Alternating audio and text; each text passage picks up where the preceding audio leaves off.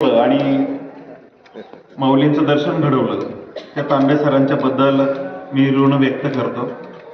ही अशी भूमी आहे की जिथे कविता प्रवाही होते.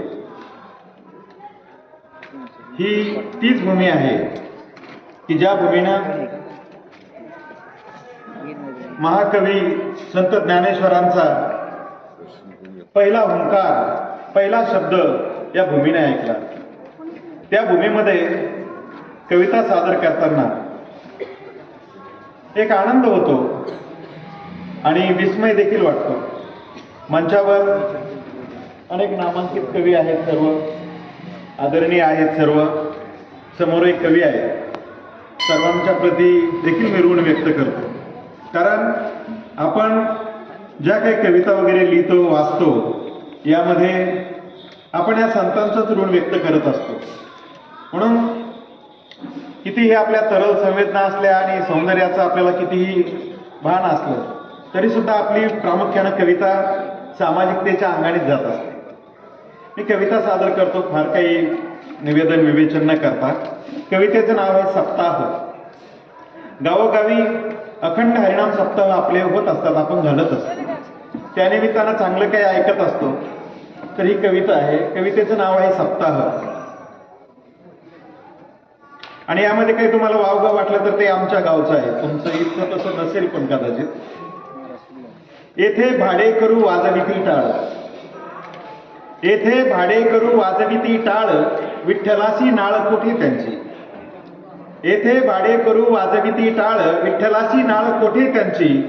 मृदंगाचा ध्वनी पैशात बोलतो, मृदंगाचा ध्वनी पैशात बोलतो, शब्द अडकतो घशामध्ये.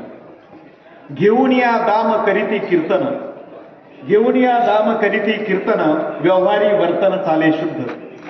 तुक्याच्या शब्दास लावविती मळ, तुक्याच्या शब्दास लावविती मळ, तरीही निर्मळ मिरविती, तरीही निर्मळ मिरविती. याच कवितेचा एक दुसरा भाग आहे. सप्ता समापला म्हणजे संपला, सप्ता समापला झाली समापती, सप्ता समापला झाली समापती, गावात दाटली एकाकी उदासी. अंधार भरून गावात राहिला, अंधार भरून गावात राहिला, मारुतीचा पार गपगार झाला. धंद्यावाले भक्त गेले बिदागी घेऊन, धंद्यावाले भक्त गेले बिदागी घेऊन, माऊलीच्या आठवाने विना करीतो रुदन. विरक्तीचा रंग कीर्तनी चांगला, विरक्तीचा रंग कीर्तनी चांगला, माणूस दुपारी रानात पांगला.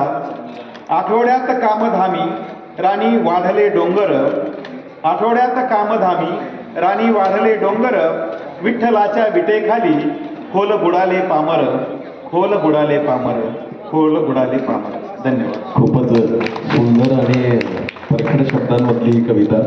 खरं तर वारकरी संप्रदायाचा विचार जर ब्रह्मानंद सांगायचं जर ठरलं तर या मातृभूमीचा विचार जगानं कॉपी करून घेतला. मी तर म्हणतो की ही मातृभूमी सांगते आपल्या तोंडचा घास दुसऱ्याला देण्याची परंपरा जगाला शिकवणारी मातृभूमी आहे आणि या मातृभूमीचा इतिहास फार जाज्वल्य आहे.